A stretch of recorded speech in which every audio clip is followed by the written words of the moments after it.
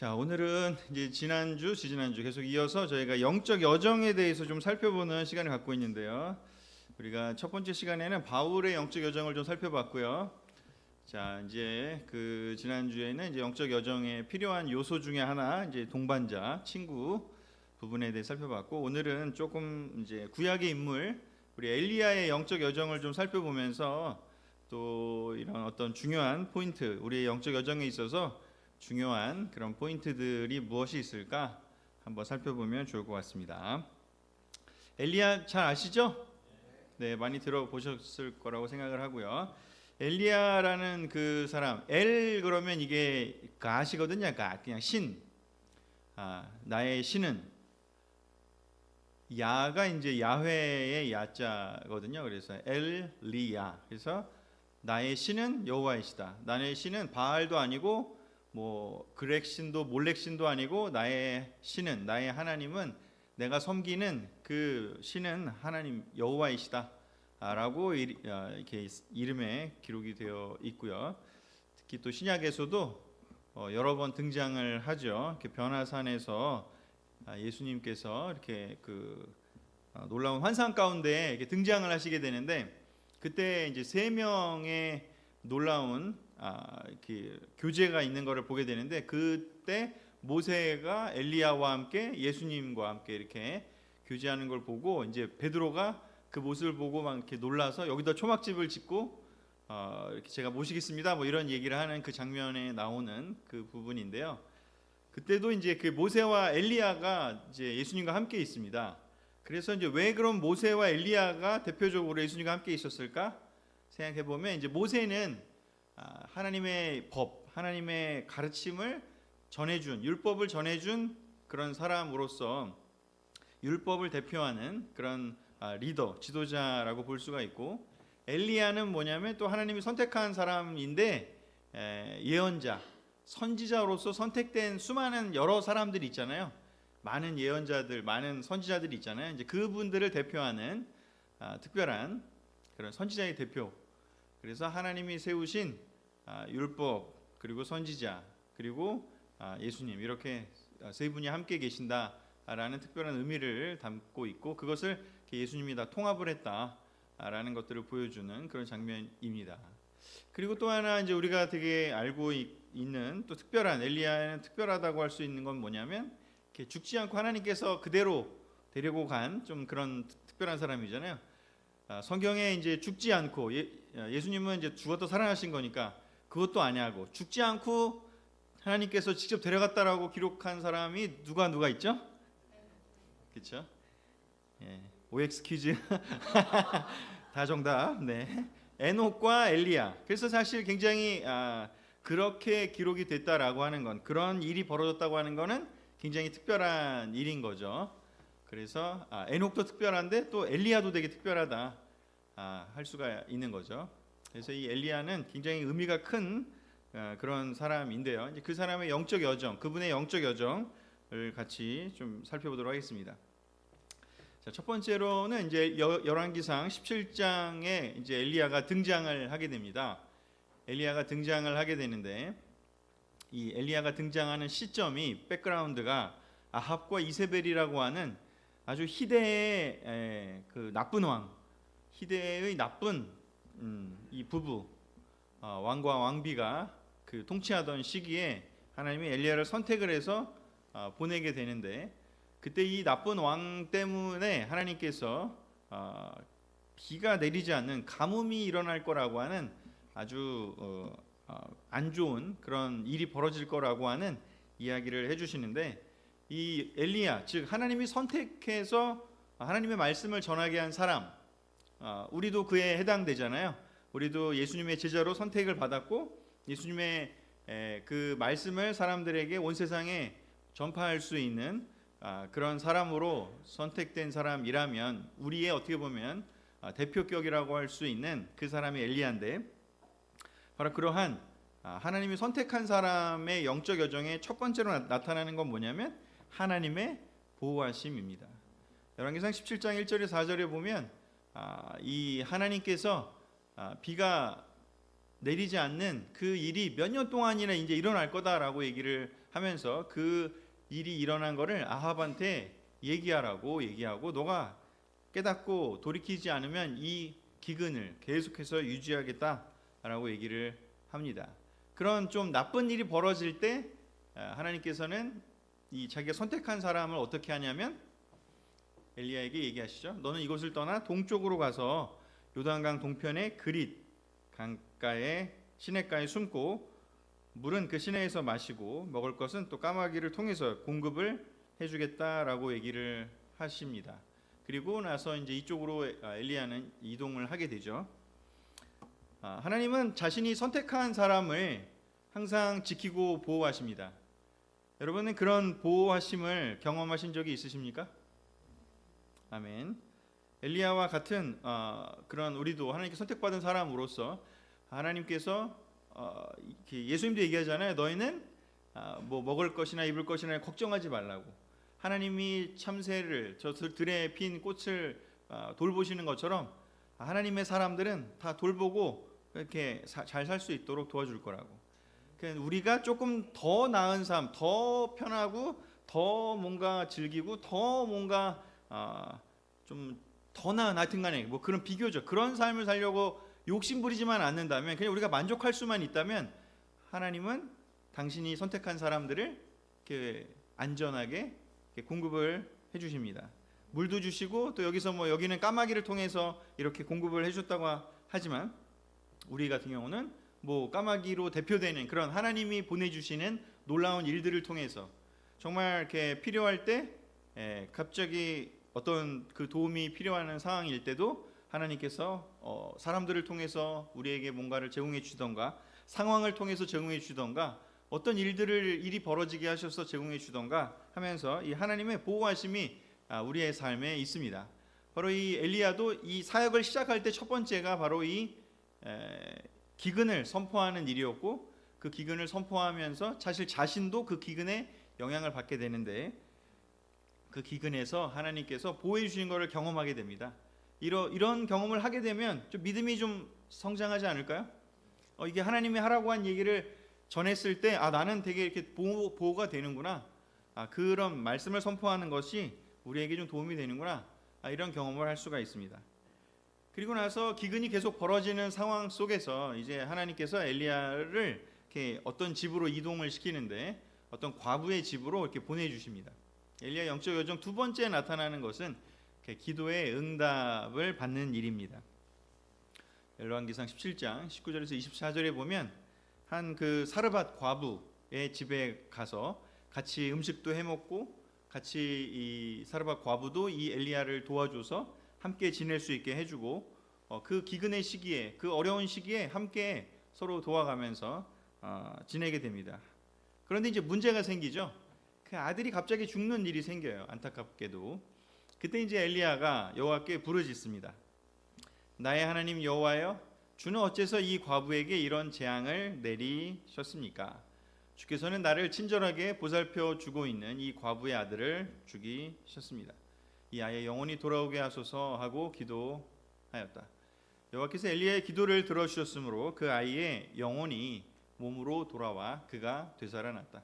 그 과부가 말하였다. 내가 이제야 당신이 하나님의 사람이며 여호와께서 당신을 통해 말씀하신 것이 사실임을 알겠습니다.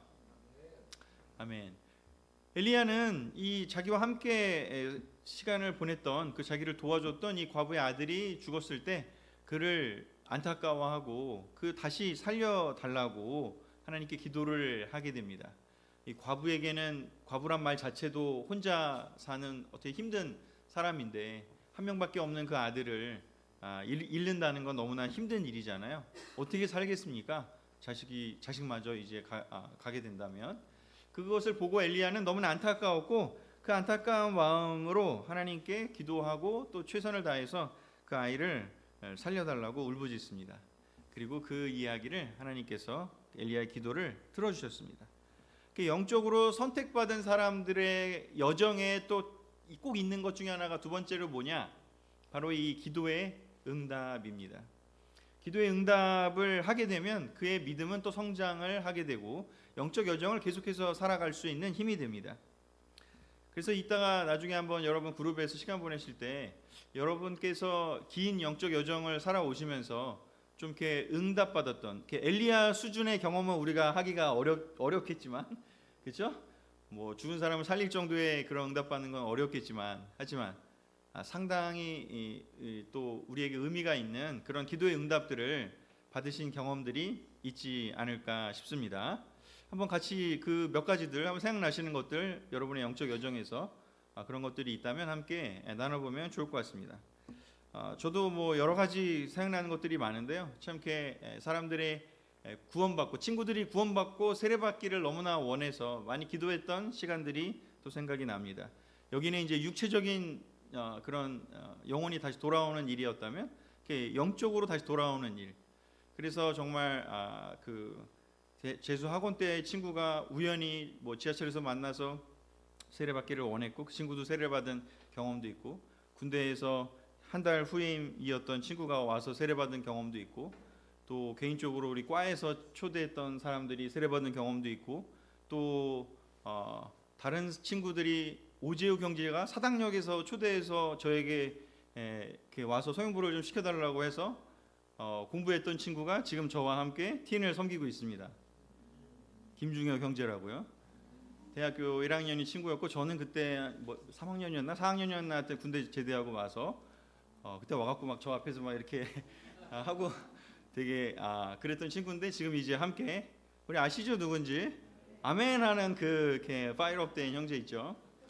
그 친구가 또한 이렇게 저와 시작을 했고, 나중에 이제 학교가 남쪽에 있어서 그 사우스 캠퍼스로 이동을 해서 세례를 받았는데, 그때 너무나 좋은 그런 계속해서 제가 기도를 했었고요. 또 무엇보다도 정말 그 여러 기도들이 있잖아요. 우리 뭐 배우자를 얻기 위한 기도. 저는 그 27살 때까지는, 21살에 세례를 받았는데 27살 때까지는 여자친구를 달라고 기도하지 않았습니다. 왜 그런지 아십니까? 자신이 없었거든요. 여자친구가 생겨도 제가 기쁘게 해줄 자신이 없었고, 잘 인도할 자신이 없어서 기도하진 않았습니다. 물론 그랬다고 좋아한 자매가 없었던 건 아니고요. 그런데 이제 28 되는 해에 크리스천 삶을 한 7년 정도 사니까 데이트 많이 하고, 또 이렇게 자매들도 많이 바이블에서 경험하잖아요. 그러면서 이제 관계를 어떻게 맺는지 좀 이제 알 것 같고, 좀 자신이 생겼습니다. 그래서 담대하게 하나님께, 하나님 올해는 됐습니다. 누구든지 보내주시면 제가 잘 인도하고 잘 사랑해 줄 수 있는 준비가 됐습니다 하면서 1월 첫날부터 3일 금식을 했습니다. 그리고 생각나서 신청한 자매가 윤지영 자매입니다. 금식으로 기도 응답 받은 자매입니다. 3일 동안 엄청 정말 배고팠는데 그 해에 정말 배고픔을 참고 그랬고요. 또 뭐 자녀들이 태어날 때 진짜 뭐 다 경험해 보신 분들은 아시겠지만, 진짜 건강하게 손가락 5개씩, 또 발가락 5개씩 건강하게 태어나게 해달라고도 정말 많이 기도를 했었고, 또 태어나고서도 이렇게 자녀들을 위해서 우리 많이 기도하지 않습니까? 끊임없이 많은 기도들이 이루어졌다라는 생각이 너무나 듭니다. 많은 우리의 영적인 삶에 일들이 있었고요. 또 제가 아파서 정말 갑자기 그 수술을 하게 됐을 때도 많은 분들의 기도를 또 통해서 수술이 너무나 잘 됐고, 아주 자신만만한 의사를 만나서 아주 본인이 최고로 수술을 잘했다고 저한테 자신감 있게 내려와서 얘기할 때 정말 기도에 저는 응답을 받았다는 생각이 듭니다. 의사 만났을 때 제일 좋은 건 뭐냐면, 이분이 교만할 정도로 자신감 있을 때라는 걸 저는 그때 느꼈어요. 아주 내려와서 제가 아파갖고 이제 회복하면 누워 있는데, 자기가 정말 어려운 수술인데 최고로 잘했다 라고 엄청 저에게 자랑을 했었거든요. 마음이 안심이 탁 되더라고요. 그래서 여러분, 의사 선생님은 겸손하면 안 됩니다. 영적으로도 우리도 누군가를 도와주고 치료할 때 여러분 자신감 있게 해야 된다. 그런 인사이트도 얻었고, 하여튼 많은 기도의 응답들이요. 우리의 삶에 많은 기도의 응답들이 있습니다. 뭐 여러 가지 더 얘기하자고 한다면 한두 끝도 없겠지만, 우리 이 엘리야가 이렇게 영적으로 성장해 가는 과정에는 하나님의 보호심도 경험하고, 또 이렇게 기도의 응답들을 경험하면서, 와, 하나님 정말 살아계시는구나, 또 하나님이 정말 기도를 들으시는 분이구나. 그리고 이렇게 이 엘리야의 기도의 또 특징이 뭐냐? 자기를 위한 기도가 아니고 사람들을 살리는 기도를 했다라는 거죠. 이 과부를 너무 안타까워하면서 이 과부에게 하나밖에 없는 이 자녀가 죽는 것을 보고 너무나 마음 아파했고, 진짜 온 힘을 다해 갖고 그의 몸에, 그 시체가 된 그 몸 위에 자기가 이렇게 엎어져서 포개해서 기도한다는 게 이게 쉬운 일입니까? 이 가능한 일입니까? 근데 그 일을 했다는 거는 정말 너무너무 간절하게 이 과부와 이 죽은 자녀를 너무 이렇게 마음 아파했고 살리고 싶은 그 마음이 너무 간절했다라는 것이죠. 우리는 언제 다시 한번 이렇게 우리가 뭐 이렇게 똑같이 할 수는 없지만, 우리 영적으로 죽어가는 사람을 보고 그의 그 차디찬 죽어서 마비된 그 차가운 그 마음을 보고, 그 차가운 영혼을 보고 우리가 정말 이렇게 안아주고 정말 살려달라고 하나님께 기도하는 그 일들이 언제 있었는지, 한번 우리 또한 우리 영적 여정에 예전에 이런 일이 있었지만 요즘은 우리가 어떤 기도를 하고 있는지 한번 또 돌아보는 시간이 됐으면 좋겠습니다. 자, 그렇게 영적으로 성장하니까요, 하나님이 점점점 더 큰 놀라운 일들을 맡기십니다. 더 큰 일을 맡겼는데 그 일이 어마어마한 일이죠. 이제 세 번째, 바로 영적 전투에서 승리하는 경험을 하게 됩니다.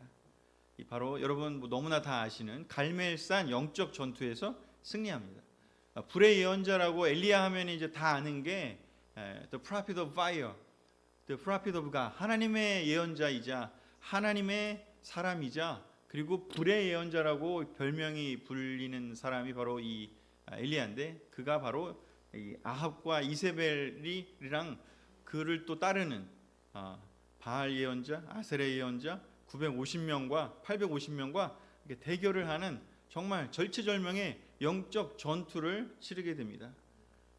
이 영적 전투를 치른다는 것, 850명과 그리고 왕과 왕비를 맞선다는 것이요, 이 굉장히 어려운 일 아닙니까? 우리 1대1로 이렇게 맞부딪혀도 되게 떨리고 막 힘들고 어려울 수 있는데, 바알 예언자, 하나님을 무시하고 모독하는 바알의 예언자 450명, 아세라 예언자 400명과 함께 대결을 펼치면서 하나님이 살아계심을 이렇게 보여주고 증명하는 그 일을 한다는 것은 너무나 어려운 일일 겁니다. 그런데 그 일을 하면서 승리를 경험하게 됩니다. 하나님의 불이 내려서 이 바알의 예언자와 아세라 예언자는 아무 일도 벌어지지 않고, 우상은 아무것도 할 수 없다라고 하는 그 우상이 가지고 있는 그 특징을 보여주고, 하나님은 실제 살아계셔서 우리들의 삶에 영향을 미치신다는 것을 보여주게 됩니다. 엘리야의 영적 여정에 있어서 너무 중요한 이 경험이 무엇이냐, 바로 또한 영적인 그런 전투에서 승리하는 것입니다. 영적인 전투에서 승리하는 경험이요, 여러분들도 그런 경험이 있다면 한번 또 나눠보시면 좋을 것 같습니다. 영적인 전투에서요, 정말 마음이 바뀌지 않고 정말 하나님 잘 모르겠다 하는 그런 사람들과 정말 이렇게 이야기하고 토론하고 같이 대화를 나누면서 같이 기도해 가면서 그가 하나님의 여정에 찾아갈 수 있도록, 우상을 어떻게 보면 우상들이 예전의 우상들과 다르게, 요즘의 우상들은 이렇게 예전의 우상처럼 어떤 그런 미신적인 존재라기보다는 근데 세상적인 것들이 많잖아요. 우리가 섬기는 것들이 사실 돈일 수도 있고 또 세상적인 철학일 수도 있고 뭐 여러 가지 많은 것들이 있지만, 그런 것들로부터 벗어나서 하나님이 살아계시다고 하는 것을 나도 경험하고 또 사람들에게 전해주는 그 싸움이요, 그런 영적 전투요, 그리고 기도하면서 마음을 바꾸기 위해서, 정말 내 마음을 바꾸기 위해서, 사탄에게 끌려가고자 하는 내 마음을, 딱딱해져가는 내 마음을 바꾸기 위해서 그 치열하게 기도하러 나가고 또 말씀 보러 나가고 마음이 바뀔 때까지 뭔가 치열한 그 영적인 전투를 싸우는 것이요, 그 전투에서 승리하는 경험이 여러분들이 아마 다 있으실 겁니다. 그렇지 않습니까? 그런 경험들을 우리보다 그 엘리야가 우리보다 이렇게 스케일이 좀 커서 그렇지, 사실상 그 주요한 항목들은 우리도 다 경험을 하고 있다고 볼 수가 있습니다. 그래서 이렇게 놀랍게 하나님의 보호심을 경험하고 또 기도의 응답을 받고 또 영적 전투에서 승리하는 그 삶을 봤을 때 엘리야의 삶은 너무나 승승장구하고 너무나 놀랍고 또한 많은 사람들이 보기에 또 와, 저 사람은 하나님이 보내신 위대한 예언자다라고 다 칭찬하고 모든 게 행복하고 모든 게 완벽할 것만 같은 그런 삶을 산 것처럼 여기까지는 보입니다. 근데 저는 이 엘리야의 영적 여정을 살펴보고 싶은 중요한 이제 본론이자 핵심은 뭐냐면 바로 이 네 번째입니다. 바로 이렇게 놀라운 일을 경험한 그가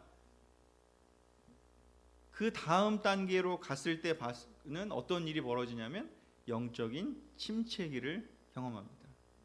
이렇게 놀라운 승리를 하고 나서 그는 더 믿음이 성장하고 더 와우, 하나님이 더 놀라우시다라고 하면서 아합과 아세라와 더 큰 그런 두려움 없이 말씀을 전하고 담대하게 살 줄 알았어요.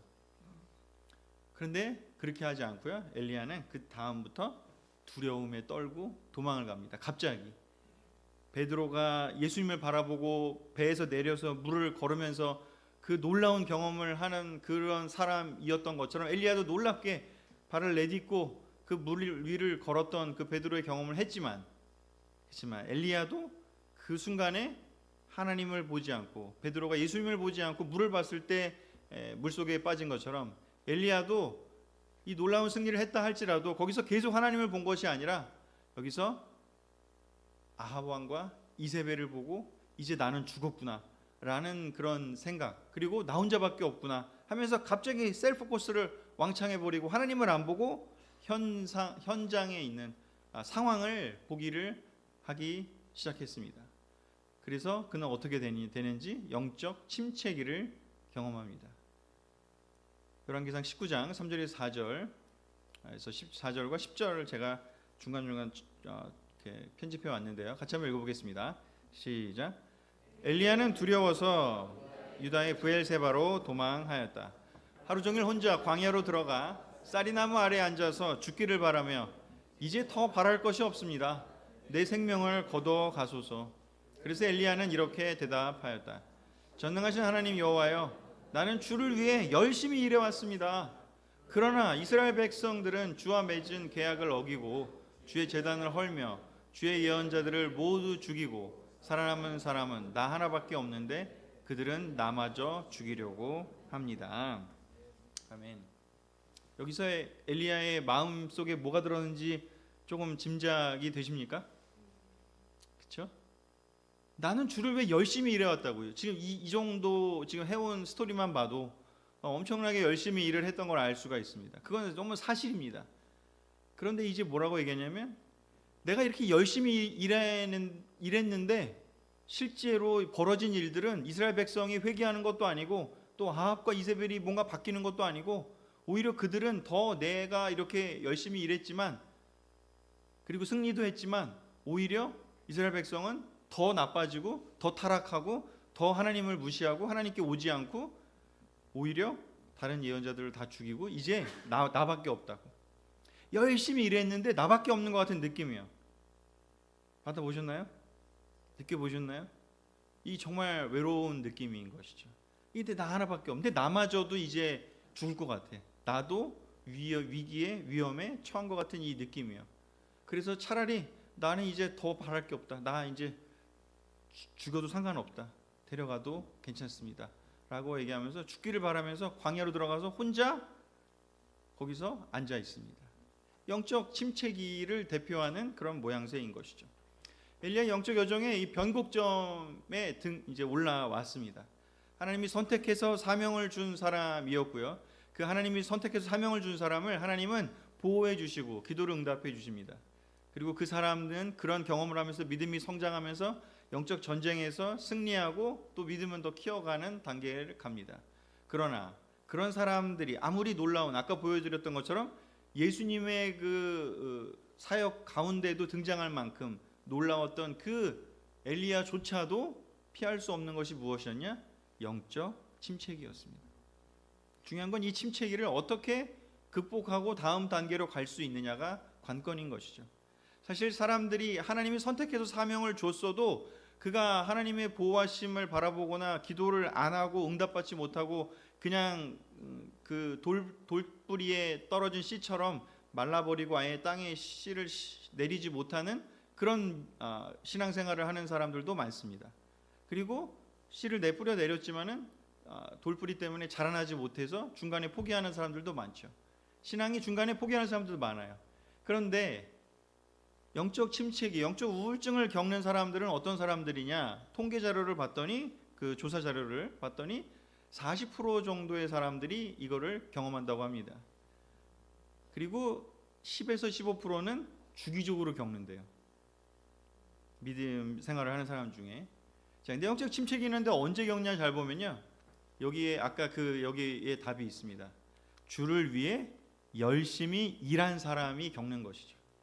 주를 위해 열심히 일한 사람들일수록 이런 영적 침체기를 겪게 되는 겁니다. 그리고 영적 침체기를 경험하는 사람들에게 나타나는 증상들이 여러 가지가 있는데 한 이렇게 4가지 정도로 정리를 할 수가 있습니다. 이들은 감정적으로 이게 무기력해진다고 합니다. 이제는 아무것도 할 수 없다. 무기력은 뭐냐면 이제 에너지가 없고 뭘 하고 싶지 않은 거죠. 동기부여가 안 돼요. 다른 말로 하면 이제 마음이 안 생기는 거죠. 그냥 여기 아까 엘리야처럼 이제는 나 죽어도 상관없어. 나 그냥 가만히 나 있을래요. 나한테 이제 뭐라고 하지 마세요. 그리고 우울감을 겪는, 우울하죠. 나 혼자 있구나. 우울하고 내가 그동안 한 건 뭔가, 내가 이랬던 거 다 사라졌구나. 공허한 마음이요. 그리고 외롭죠. 나밖에 없구나. 아까 다 끄덕끄덕 하셨던 것처럼 나밖에 없다. 나만 일한 것 같고, 나만 이제 뭔가 손해본 것 같고, 다른 사람들은 오히려 열심히 안 했는데도 더 축복받는 것 같고 더 잘 사는 것 같은데, 나는 하나님께 그렇게 헌신했는데 남은 거는 뭐지? 이건 두려움밖에 없고, 열심히 했는데 뒤처진 것 같고, 이 세상은 또 어떻게 살아가지? 집값은 저렇게 올라가고, 저렇게 주식은 올라가는데 난 주식 계좌도 하나도 없고, 이 자산은 점점 떨어지는 것 같고, 세상은 어떻게 살아가지? 세상을 보기 시작하는 거죠. 그리고 자기중심적 사고를 하게 된다는 것이죠. 하나님을 바라보는 것이 아니라 하나님의 뜻이 어디에 있냐를 생각하기보다, 그리고 하나님이 이루어 주신 걸 지금 보면 사실 하나님 보호도 해주셨고 기도 응답도 해주셨고 심지어 영적인 전투에서 승리도 했어요. 근데 그 승리들, 하나님이 하신 일은 지금 엘리야의 시야에 아무것도 없죠. 엘리야의 시야에 남은 거는 내가 그렇게 열심히 했는데 도대체 변한 게 뭐냐? 내가 그렇게 열심히 했는데 이루어진 것은 뭐냐? 자기중심적 사고죠. 하나님은 벌써 많은 것들을 보여주셨거든요. 승리를 주셨고요. 그렇지만 자기중심적 사고요. 하나님의 뜻을 볼 수 없습니다. 이 영적 침체기 들어가면 볼 수가 없는 거죠. 왜냐하면 셀프 포커스 하니까. 그래서 나중에 이제 그 시간이 지나고 나중에 알게 되잖아요. 혼자가 아니라는 것을. 하나님이 준비해 놓으신, 남겨 놓으신 7,000명이 있다는 것을 나중에 이제 알게 되는 것이죠. 영적 침체기 들어가면요, 하나님이 음성, 하나님이 뭘 하셨을까 이런 것보다는 그냥 내가 했던 것에 대한 결과, 내 눈에 보이는 것만 보게 되는 것이죠. 그리고 영적인 감각도 둔화됩니다. 이제는요, 하나님의 음성 필요 없고요. 나 몰라겠어, 난 이제 죽어도 돼요 하면서 말씀도 읽지 않고요, 기도도 하지 않습니다. 그리고 이제 4번째는 뭐 엘리야에 해당되는 것은 아니겠지만 다른 그 경험들을 많은 연구한 조사한 것들을 보면 죄에 대해서 아주 민감해지거나 민감성이 둔화되거나 또는 과도한 죄책감 쪽으로 이제 양극화의 경험을 하게 된다고 합니다. 죄에 대해서 너무 민감성이 이제 둔화돼 갖고 이게 뭐야? 내가 그렇게 열심히 이거 하나님이 죄라 그래서 안 했는데 이거 뭐 그냥 해도 상관없는 거 아니야? 그러면서 이제 막 그냥 해버리는 거죠. 또는 과도한 죄책감. 조금만 잘못해도 또 하나님이 한테 이거 나 또 요거 잘못했는데 이거 하나님은 나 이거 가만두시지 않을까? 막 두려움도 들고 왔다 갔다 하는 거죠. 영적 침체기에 경험하는 증상들을 엘리야도 대표적으로 겪습니다. 다른 그 바울 같은 경우는 영적 침체기를 겪는 모습은 보이지가 않거든요. 그냥 자기가 원하는 게 이렇게 이루어지지 않아서 이렇게 고통스러워하는 모습들은 있지만, 바울은 끊임없이 그 시간들을 이렇게 극복해 나가면서 도전해 나가면서 이렇게 돌파해 나가는 모습을 보이게 되는데, 이 엘리야 같은 경우는 영적 침체를 겪으면서 아예 무기력해지고 어쩌면 이 단계에서 영성을 그냥 상실하고 끝날 수도 있는 그런 위험한 상황에 빠져들게 됩니다. 그래서 성경에 있는 인물들을 잘 연구해 보면 이렇게 영적 그 침체를 겪는 사람도 있고, 또는 바울처럼 이렇게 한계가 계속해서 자기 앞에 놓여지게 되는 경험을 할 수도 있고, 이게 사람마다 이렇게 주어지는 경험은 다르지만 영적 여정에는 반드시 어떤 변곡점이 항상 오게 돼 있다. 항상 이렇게 성장하고 항상 성공하지만은 않는다라는 것을 이렇게 한 명 한 명을 연구해 보면 알 수가 있습니다. 여러분들은 어떤 이 영적 침체기를 겪으셨는지 모르겠지만 이런 엘리야의 상황을 통해서 이 시기를 그러면 어떻게 엘리야가 극복했는지를 보시면서 이러한 이 경험이 또 우리에게 다가온다면 우리가 어떻게 이겨나가야 될지를 살펴보면 좋을 것 같습니다. 엘리야는 그렇게 침체에 빠진 엘리야를 하나님은 그냥 내버려 두시지 않습니다. 그는 하나님께서 어떻게 하는지 갑자기 한 천사를 보내셔서 그를 어루만지며 일어나 먹으라고 무언가 먹을 거를 제공해주고, 그리고 또 한 번 조금 시간이 흐른 후에 좀 쉬게 한 후에 그를 다시 와서 또 어루만져 준 다음에요, 그 다음에 자 이제 움직여야 된다, 여기로 가야 된다 라고 하면서 그를 어디로 데리고 가냐면 하나님의 산인 신의 산으로 데리고 갑니다. 그 광야에 혼자 그냥 있는 것이 아니라 자기가 그냥 선택한 그 광야, 혼자 있고 싶은 그 외로움 속에 빠져들고 싶은, 사람들 만나고 싶지 않고 교회 나오고 싶지 않고 공동체와 함께 있고 싶지 않고 그냥 혼자 있고 싶은 그 광야에 내버려 두는 것이 아니라, 하나님이 없는 그 광야로 상징하는 곳으로 있는 것이 아니라 하나님의 산인 신의 산으로 데리고 간다고 말씀을 하십니다. 40일 동안이나 걸어야 됩니다. 걷기도 싫을 거고 아마 되게 힘들었을 거예요. 그런데 하나님의 천사가 그에게 먹고 가야 된다라고 했을 때 그는 그냥 걷습니다. 40일 동안 걸어갑니다. 그리고 하나님의 산으로 도착을 하게 됩니다.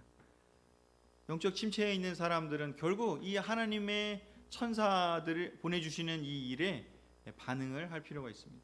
천사는 특별하게 날개 달린 사람이 아니라 하나님이 보내신 사람이 천사거든요.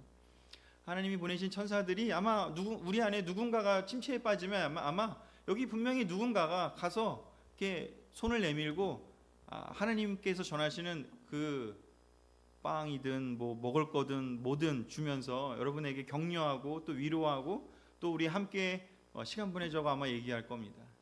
그때 어디로 가야 되는지 하나님의 산으로 들어가야 됩니다. 이 모든 영적 침체를 겪는 그 사람들에 대한 그 연구가 2000년에 걸쳐서 수없는 많은 연구들이 있었어요. 근데 그래서 생긴 것들이 바로 무엇이냐? 수도원이기도 하고요. 또는 이렇게 기도원으로 들어가기도 하고, 또 여러 가지 이렇게 하나님하고 시간 보내기 위한 그런 묵상의 시간, 관상의 시간, 뭐 여러 가지 이렇게 우리가 자주 쓰는, 우리는 이번에 소풍이라고 표현했지만 우리가 예전에는 이런 걸 보통 뭐라고 많이 표현했지? 영어로 리트리트잖아요. 그 리트리트이 바로 뭐냐? 하나님의 산으로 이렇게 물러가는 거거든요. 잠시 물러가는 거예요. 우리가 물론 이렇게 치악산이 황둔산이 하나님의 산은 아니지만 그래도 자연에 들어가니까 너무 좋지 않습니까? 그 상쾌한 공기 마시고 좀 더 사람들이 만들어 놓은 곳이 아니라 하나님이 만드신 내추럴한 곳으로 들어가서 거기서 같이 좀 걷기도 하고 기도도 하고 생각할 수도 있었던 것처럼 하나님의 산이 신의 산에 도착해서요, 거기서 하나님의 부드러운 음성을 듣게 됩니다. 조용히 묵상하고 관상을 하면서 생각하면서 하나님께 털어놓습니다. 아까 그렇게 얘기했던 것들이요. 내가 너무 힘들다고, 내가 너무 외롭고 공허하고 지금 너무 살고 싶지도 않다고. 여기 나왔던 것처럼 저 우울해요, 저 공허해요, 더 이상 뭘 할 수가 없어요, 너무 힘들어요. 그렇게 얘기했을 때 하나님께서 이 열왕기 19장을 읽어보면 굉장히 부드러운 목소리로 그에게 속삭이듯이 얘기하셨다는 표현이 있어요. 속삭이는 하나님의 음성을 들으려면 우리가 멈추고요, 가만히 있어요. 생각해야 돼요. 하나님의 음성을 귀 기울여 들으려고 노력을 해야 됩니다. 하나님은 이 엘리야를, 영적으로 침체에 빠진 대표적인 사람인 이 엘리야를 산으로 이끄셔서 부드럽게 그를 돌봐주십니다. 한 번이 아니라 두 번, 세 번은 이렇게 나타나십니다. 때때로 그 과정 속에서 막 우르르 쾅쾅 소리도 나고 또 여러 가지 어떤 그런 모습들이 있어요. 근데 그것이 지나가시고 난 다음에, 그런 일이 벌어지고 난 다음에 조용히 그에게 이야기를 건네시는 것을 이 성경 구절을 보면 알 수가 있습니다. 그리고 나서 시간이 좀 더, 그런 몇 번의 시간을 통해서 하나님과 대면할 수 있도록 하는 그 시간을 거치고 난 다음에 엘리야는 그 영적 침체기를 서서히 벗어나게 됩니다. 그 변곡점을 이제 지나오게 됩니다. 영적인 여정에 이렇게 한 번에 이렇게 언젠가 오게 되는 그 침체기가 있다면, 그 침체기를 지나고 나면, 거기서 하나님을 새롭게 만나고 나면 그에게는 새로운 삶이 펼쳐집니다. 엘리야의 영적 여정이 놀라운 것은 이 시기를 거치고 난 다음에 일어난 일이라고도 할 수가 있습니다. 그는 새로운 깨달음을 얻고 하나님의 말씀에 순종하는 사람으로 변해갔습니다. 열왕기상 19장 15절 16절 18절 읽어보겠습니다. 시작. 그때 여호와께서 말씀하셨다. 너는 오던 길로 광야를 지나 다마스커스로 가서 하사엘에게 기름을 부어 시리아 왕이 되게 하고 님시의 아들 예후에게 기름을 부어 시리아 되게 하며 아벨 무올라 출신 사밧의 아들 엘리사에게 기름을 부어 너를 이을 예언자가 되게 하라. 이스라엘 사람 가운데 아직 바알에게 무릎을 꿇지 않고 그 우상에게 입을 맞추지 않은 사람 7,000명을 남겨두었다. 하나님의 음성을 들어야 돼. 침체기일 때 조용히 자기 목소리를 듣는 것도 아니고 세상의 목소리를 듣는 것도 아니고 하나님의 목소리를 들어야 돼. 하나님의 계획이 계속해서 이어져 가고 있음을 보게 하는 것이죠. 엘리야는 실패한 거라고 생각하지만 사실 실패하지 않았다는 것이죠. 하나님이 그를 계속 사용하고 계시고 하나님의 뜻을 이루어가고 있음을 엘리야는 조용히 하나님의 산에서 보내는 그 시간 동안 깨닫게 됩니다. 그리고 내가 혼자가 아니라는 것도 깨닫게 됩니다. 그리고 자기중심적 사고에서 벗어나서 하나님이 하시는 일을 보게 됩니다. 그리고 이 침체기가 하나님이 탓하거나 야단치거나 너가 실패자라고 그렇게 정죄하시는 시간이 아니고 하나님이 돌보시고 하나님이 다시 나를 회복시켜 주시는 그러한 꼭 필요한 시간이었음을 알게 되는 시간인 것이죠. 새로운 깨달음을 얻고 그는 순종을 하게 되었습니다. 그리고 그의 여정의 끝에는 드디어 우리가 알던 그 놀라운 일이 벌어집니다. 이 사이에 제가 그냥 딱 끊었는데요. 이 사이에 성경책을 또 읽어보면 진짜 이 일을 다 합니다. 가서 하사엘 왕에게도 기름 부어서 시리아 왕이 되게 하고 예후한테도 기름 부어서 이스라엘 왕이 되게 하고 또 예언자 학교를 만들어서 운영하다가 그 중에 특별히 또 엘리사를 세워서 후계자로 세웁니다. 그런 많은 일들을 하게 됩니다. 그 일들을 하는 것은 이렇게 막 앞에 있는 것처럼 디테일하게 나오진 않지만 사실 시간으로 보면 굉장히 긴 시간이었고 아주 많은 일들을 하는 것을 알 수가 있습니다. 영적 침체기를 거치고 났을 때 그는 새로운 깨달음을 얻게 되고 하나님께 올바르게 순종을 할 수 있게 된 것이죠. 그리고 나서 그 영적인 여정의 끝은 무엇이었느냐? 하나님께서 그를 데리고 간 겁니다.